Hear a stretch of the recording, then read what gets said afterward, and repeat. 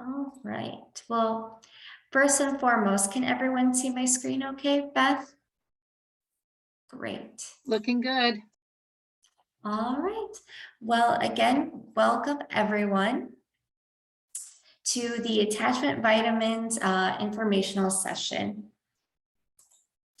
I will just briefly introduce me and my colleague, Beth Farmer, and I. So my name is Lena Zara, and I am the Project and Operations Senior Coordinator with the International Rescue Committee.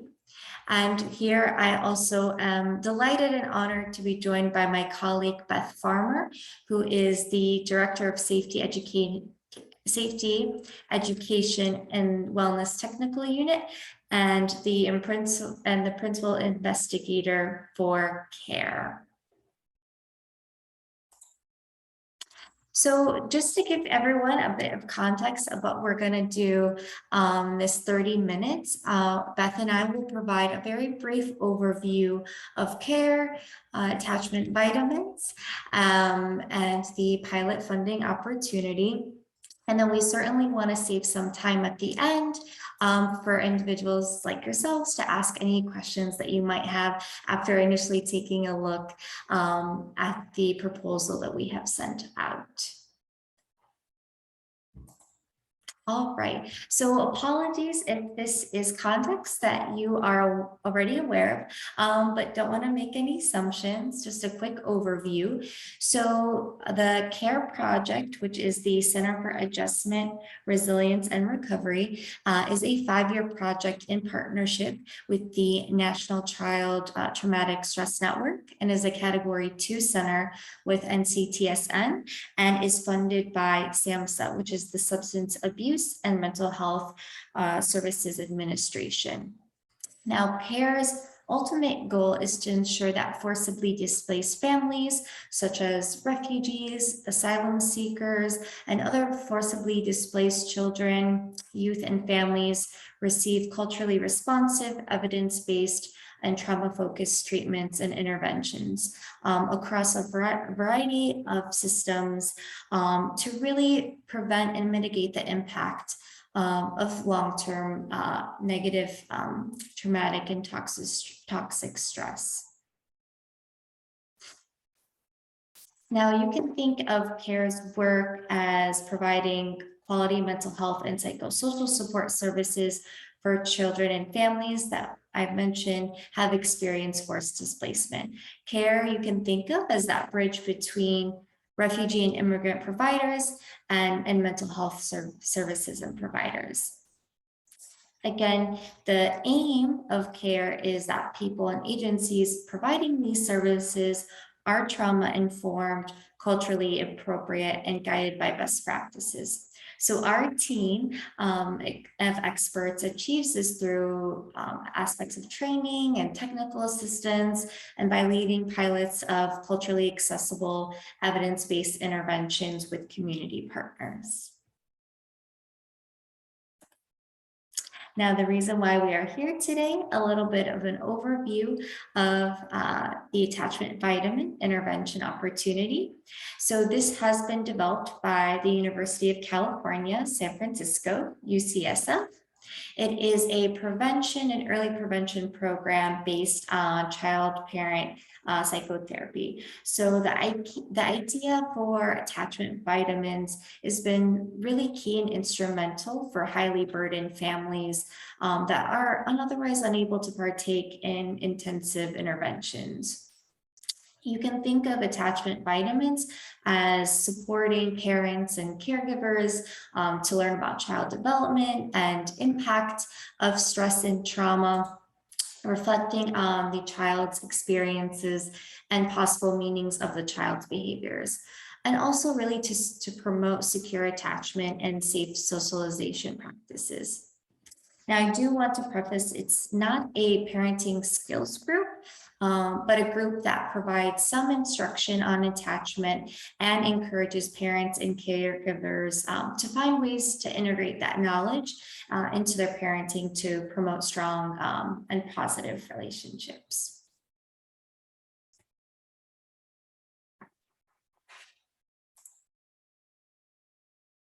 All right. So what you can expect through the attachment vitamin pilot opportunity are 10 sessions of curriculum content. So these can be done individually. This is an option, but typically done in group settings via virtual video conference or at an agency, depending on what is most suitable for you and your office and agency. The topics are shown on the screen and vary in terms of child development, the impact of trauma and stress, how trauma and stress may impact child behavior, and ultimately the dynamic between the child and caregiver relationship. All right, so the ultimate goals and reflections are meant to increase caregivers' confidence in their ability to care for their child, and particularly in the context of chronic stress and or trauma through the following interactive activities and reflections. So primarily within the nature of promoting attachment, increasing that caregiver awareness and confidence, and activities that promote warmth towards the child. So that was a very quick overview. Excuse me, sorry, that was a quick technical glitch of attachment vitamins, the nature of the opportunity, and what we're hoping to accomplish with many of you all. I will now hand it off to my colleague, Beth Farmer, to just quickly also discuss kind of what to expect in the process if accepted. What are the potentially also the characteristics, or I should say the background of the participants that we envision being part of the program. And then I will end the slideshow with kind of also recapping next steps before we go into Q&A. So I will now pass it on to Beth. Thank you so much.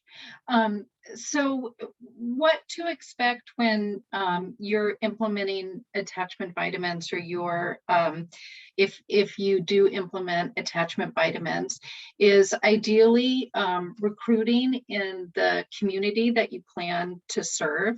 And we are particularly interested in communities that may not have access to other forms of support, in that they don't speak English or they have other barriers to reaching more mainstream agencies. So being able to reach those communities is critical. Making sure that the people who enroll consent to being enrolled, they understand what they're enrolling in. We do have some level of measurement and evaluation, and we want you to collect de-identified data so that we know whether or not this is working.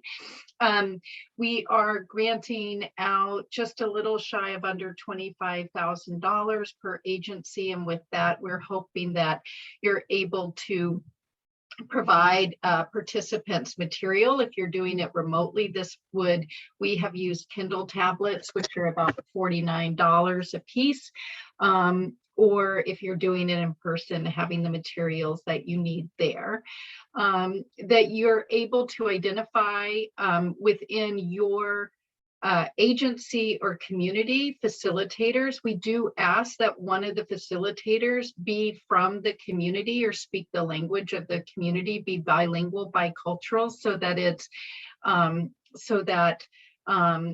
for ease and comfort of the participants. And then with the funding awarded, I'm not sure really, Lena, I might defer to you on the restrictions, but I believe it's $24,999 per agency, correct?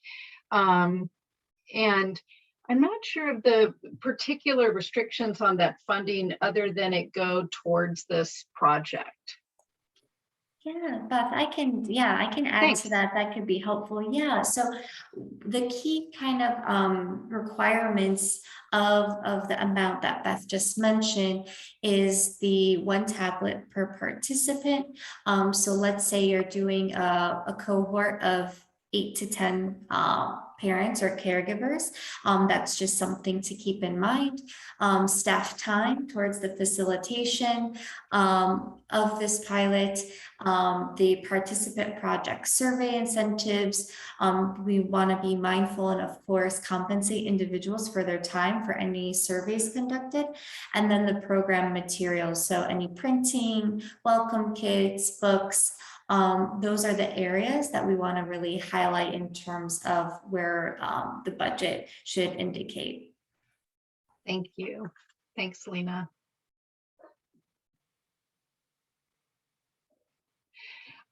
One question is, do all the facilitators need a mental health provider background, or does the bicultural facilitator need to be a mental health professional? That is a great question.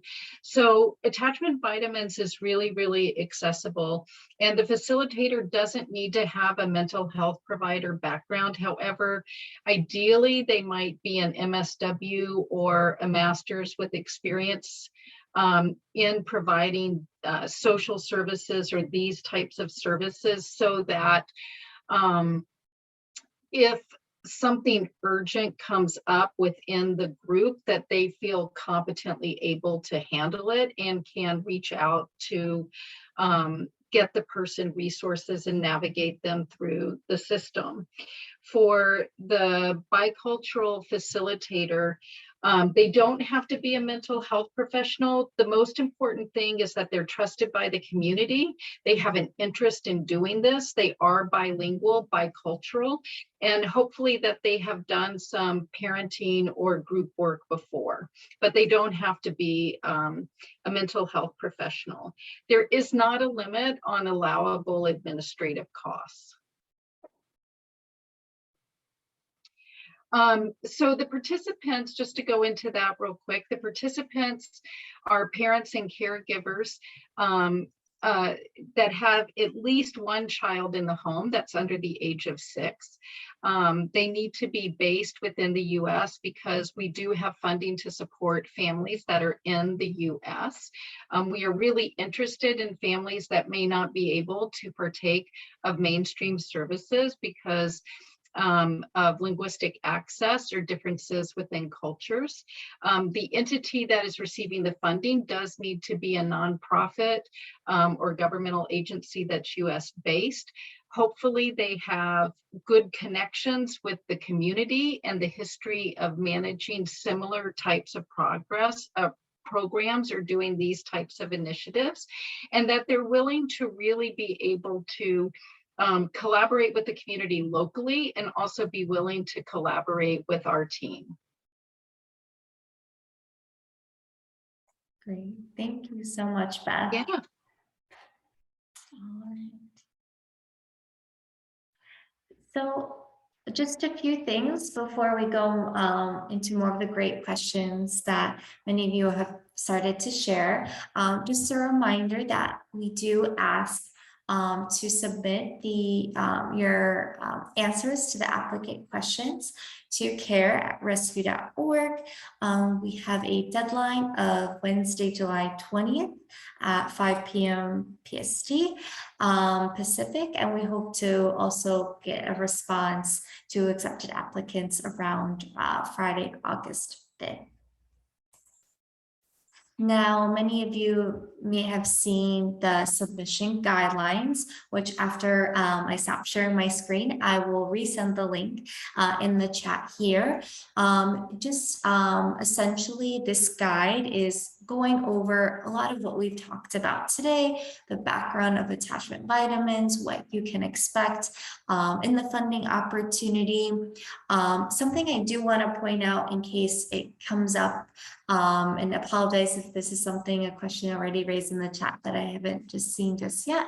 But just to say, there is in the index an optional template that you can use to submit your answers. Just wanted to clarify that this is optional and it's just a way to kind of put together your responses in a way that you may or may choose to not format the responses you have. So just to say, it doesn't have, it's not a requirement. We do we do certainly require the applicant questions that's in the guidelines itself. There's a section for that. There's a table. They're also designated by different focus areas, and then also in the right-hand column, there's almost like a checklist, like in terms of being eligible or not. And that's more internal for you, just for you to get a sense of what we're looking for and what we'll be looking for in the applications. But just to recap, you just need to submit those applicant questions, and the table and the index is optional and is meant to mirror those applicant questions here. All right, so just to say, we will transition now to more hearing from you all and any questions that you have. And, we want to thank you again for being here today. So I will stop sharing my screen. Right, and Beth and I are happy to take questions as they come in, and feel free, Beth, if you have any preference, we can have people raise their hand or go one by one. I'm very flexible as well. People can feel free to type in the chat or just come off mute and ask the question if you'd like. Just to say, I have implemented this before. One of the great things that I think you'll receive as an agency is the training and lots of support during implementation. And it is a super fun, warm, very friendly, supportive project intervention. So Jacqueline, does the funding cover one cohort only? We figured with just shy under 25,000, it would only cover one cohort. However, if you can stretch it to more, I mean, we hope you have the training to kind of take off on your own and implement more and apply for local funding. What date does the classes need to start? We're assuming that we will ideally give this money out in August, gets contracts signed in September, and then start meeting with folks in October and planning for the recruitment. So we assume that, I would imagine probably somewhere in between October and end of November, we'd want them to start. Isabel, do we have recommendations or best practices for groups with different language needs or cultural backgrounds? We have found it to be best to try to have the group be one language, although that language may not be people from all of the same culture. It's just simply too difficult to have multilingual groups with multiple types of interpretation. So I don't know if that answers your question, Isabel, but if it doesn't, do you want to come off mute and maybe clarify? Thank you. Yeah, that is helpful. Because I figure if we were to work with, clients who speak many different languages, it would have to be like several very small clusters. And so that could be complicated with like the staffing. So I was thinking the same thing, that it would probably need to be like one language focus. It's just that our organization, we often have so many different backgrounds that that would, I think, be one challenge, is that we have so much diversity that there are smaller numbers per group. But yeah, monolingual is probably the easiest to facilitate and recruit for. Yeah, true. To Laura's question, do we have additional funding in the future to continue this program? We don't. This is just really to allow people to learn the program and try implementing it. However, as a group, we're very, very happy to provide letters of support to, if you have local funding, or going for local funding, how can we support you towards this? Possibly in the future, looking at applying as a Category 3 center under National Child Traumatic Stress Network to implement attachment vitamins and others. So we'd love to help you figure out how to get more funding, but we personally don't have any more funding. We just wanted to make sure that at least if people were trying something and learning something, they had the funding to implement it. And to Jacqueline's point, absolutely, you can continue to facilitate the program on your own if you find funding. Our goal is to really give people the in-depth knowledge and support. We will be meeting during implementation once a week for a half hour to an hour with the developers to answer questions every single week throughout the whole process, so that people really feel competent in implementing this curriculum and have fidelity to the curriculum, which is very evidence-based and really shows an increase in those things that Lena talked about, those feelings of attachment, warmth towards the child, and confidence as a caregiver in being able to support your child.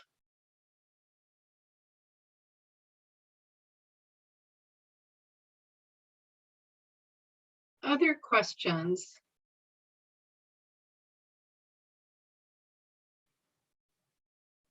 Yeah, Isabel, please go ahead.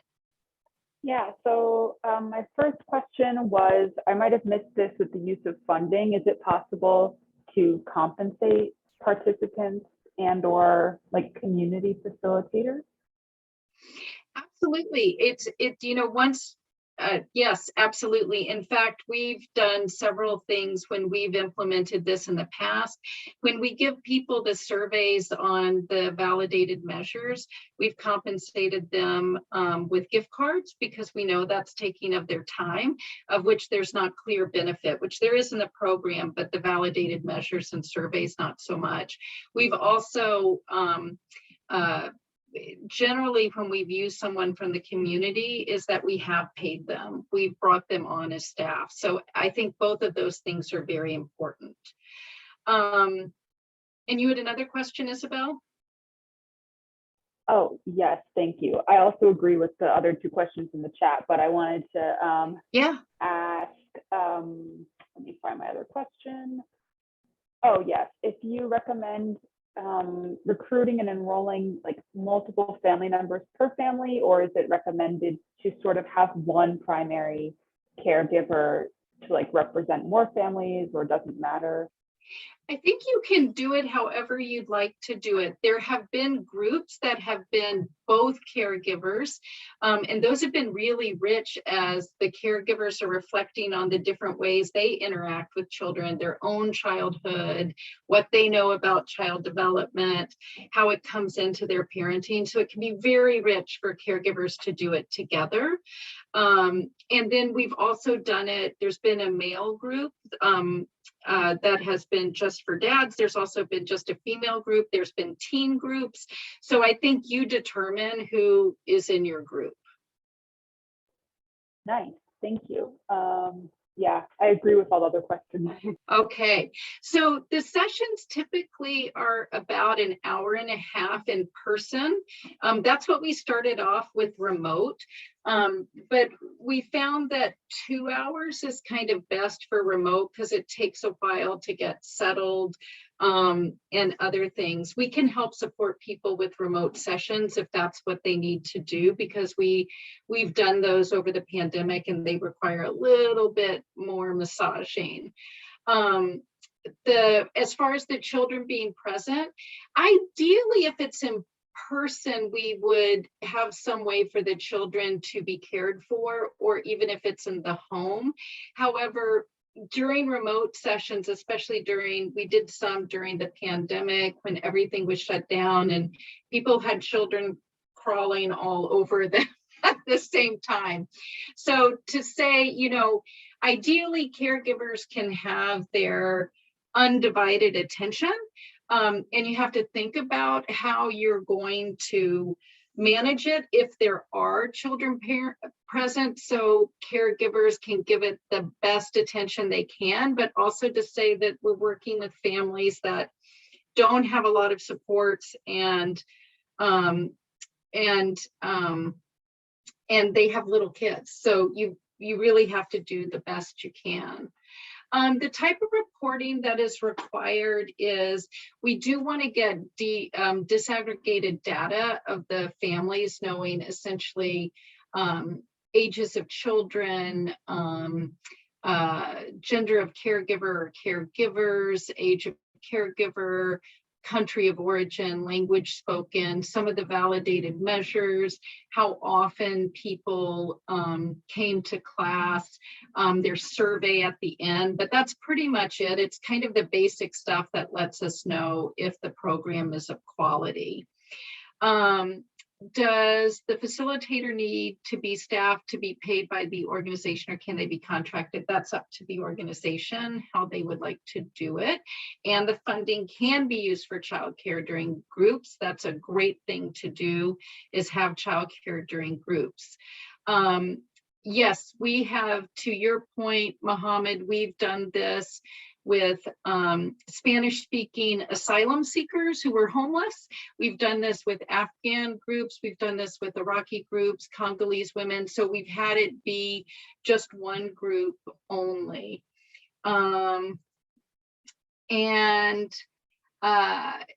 So providing laptops, if it's remote, is required. Some people may have their own tablets, laptops, phones that they can use to participate in the program remotely. That's absolutely true. We did find it was hard for people to participate on their phone. And one of the incentives to going to 60% or more of the groups was to get to keep the laptop. So not laptop, the tablet, which was about 49. So I think that, you know, we want people to have digital access where they're not having to use that's convenient for them. That's really the most important thing. Sylvia, yes, you are continued to use the model afterwards, and it is not licensed.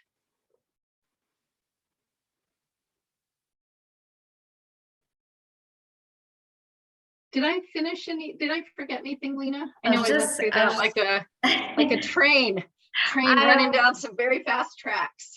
I am impressed. No, those, I went through the chat. Anyone feel free to come off mute, or please mention the chat if your question was not answered, but I believed we covered them. And Jill, why is it called vitamins? It means like it's, I'm not exactly sure, but I believe that it is called attachment vitamins because it's like an extra little boost of attachment for parents who already love their children, want and are attached to their children, but it's an extra little boost because they've had a lot of burdens placed on them, and it can make some of that toxic stress can make it harder. Who tends to facilitate the program? How many facilitators? Any staff from the agency? It tends to typically be staff from the agency and somebody from the community or not. It tends to be 2 people. It tends to be 2 people per cohort.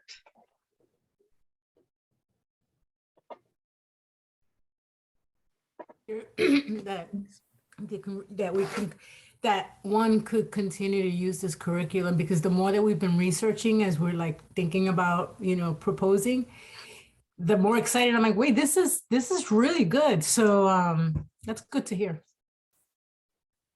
Really good to hear. Because of the sheer volume of numbers of refugees, and we're in Florida, and the Cuban population and Haitian population it's unprecedented what we're seeing. We've moved to a lot of group programming. Almost everything has to be done in groups. So that's good news. In your experience, did you find that the amount that's awarded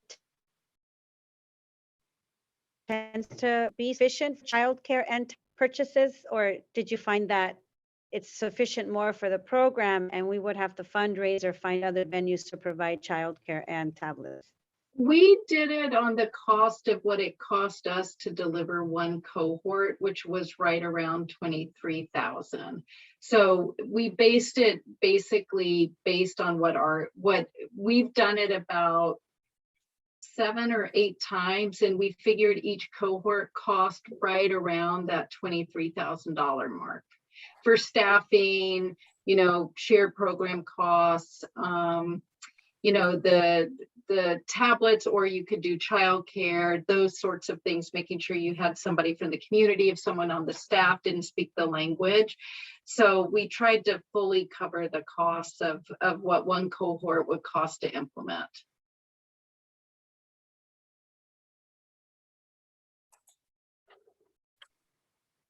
All right, well, thank you, everyone. I just dropped in the chat, just as a refresher, of the link to our request for partner applications. Please email any questions to care@rescue.org, and I will also drop that in the chat. Want to thank everyone for being here today. And please, yes, don't hesitate to reach out for running into any difficulties. And overall, we hope to hear from you all. So thank you again for your time this afternoon or this morning, depending where you're located. Thank you again.